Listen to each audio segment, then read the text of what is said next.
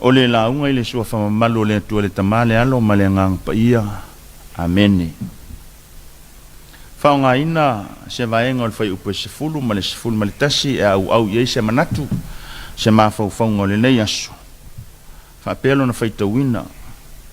O la tau tuli mata ia e i le langi a o fio a e o ia. Whaauta foi o tangata e to o lua wa tutu mai a te i la tau i ofisina. O la whai mai. O tau tangata kali la iae. Se ale mea tau te tutu wai ma waa ai i le langi. O Yesu le na ua ave na e na ia te o tau i le langi. O le manatu o tu e au i eise ma whauwhaunga. O le a whaonga ina lava. Le manatu o tu o le nei aso. Mai le tusi whaita waso. O lo iei le manatu o tu e whapea. O tau lai a tātou vaai i le a. O tau lai a tātou vaai i le a. O le vaai o ngalu enga whaatino a mata e lua.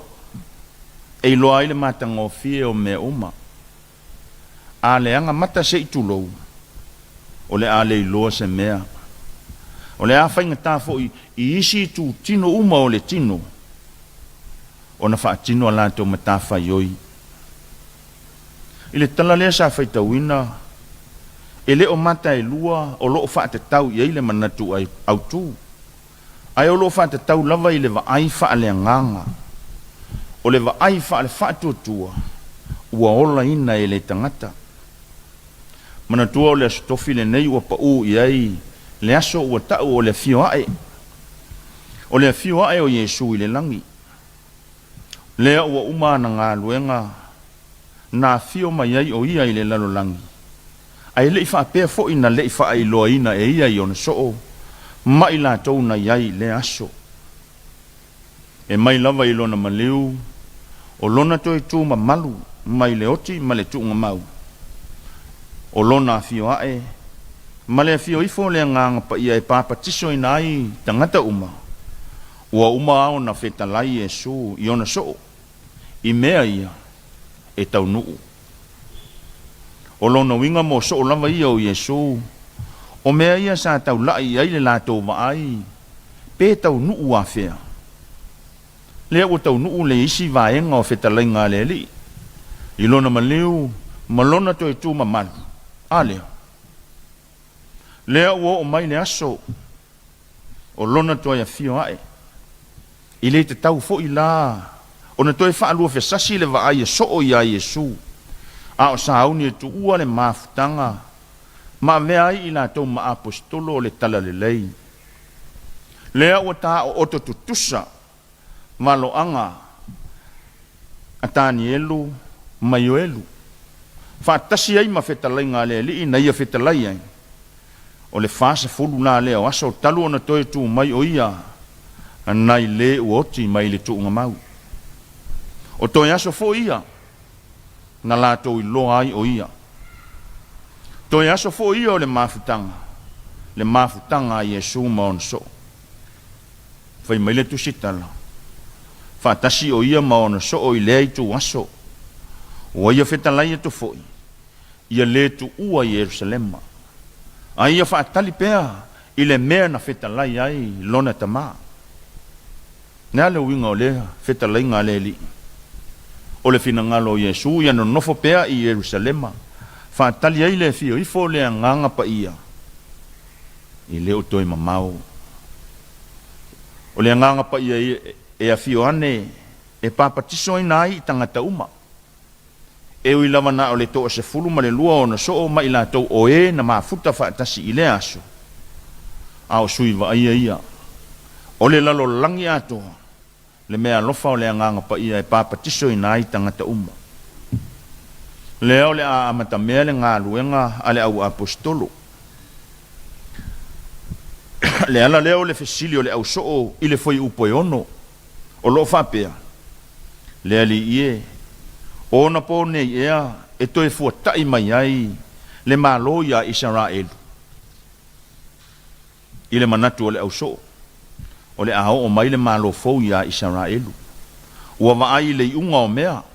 Au o le tau lai pea le vaai ia Yesu ma le o mai o le nganga pa ia e tau to o lua le tangata e o ai le malo lea nela leo le talifa pea o le li e le tusa ona o tau loa o na po maona tau sanga ua tu e le tamai lana lava pule va ye o lava i le li o Yesu na te le loa le aso ma le tu aso o le fina ngalo le tua o le fina ngalo lao Yesu e le te tau le tangata o na fia i loa le taimi ma le aso e o mai ai le malo lea o le tua pau le mea ta ua o le sauni ma ta pena o le tangata i le taimi nei ia sauni ma ta pena le tangata i le taimi nei ma le aso ua fina ngalo i ai le tua a o i ai tangata e te tau mo le malo le tua a o le fisili a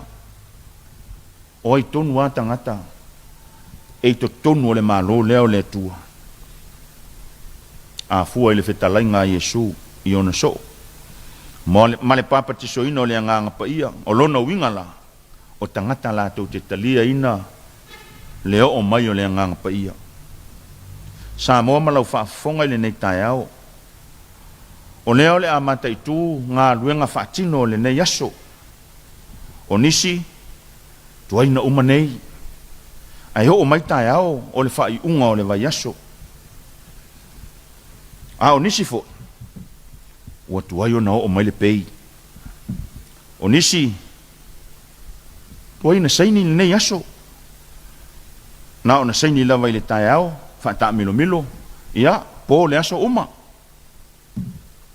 o le fe au o le nei aso po o fea lava o iai le tātou vaai ia tau lai pea le vaai i le lii o Yesu mana tua fo Yesu au whaatino lona whaiva na fio mai ai le lalolangi e le itala noa i le unga o mea ai na puno wai ma le whaamaoni e whailo na tiutoi o lona mala awina mai lona tama a o iai o ia e militino whaatasi ma le lalolangi haua tātou te vaai i talatu o mea e le o iai lo tātou loa a ia tātou vaai le taimi nei maona whaatinonga tau lava o le tātou ngā lulu e whai ma le whaamaoni so o se vala uina ua ia i tātou o le upu o masani ai tātou o nei e tapena ai tāi au aua tātou te vaai le taunuunga a o le ngā lulu e tusa ma le fina ngalo Yesu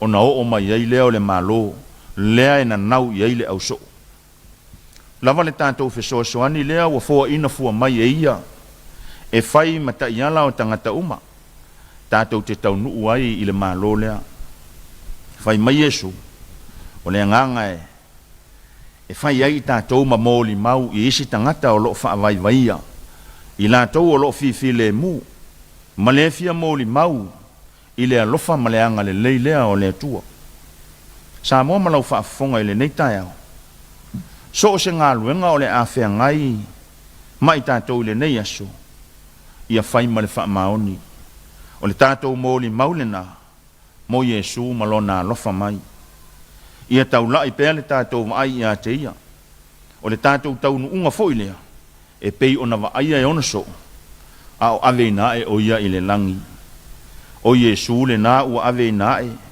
e toia fio mai o ia e pei ona o tau aia ia manu ia tele fe au manga luenga o le nei aso ona o Yesu amene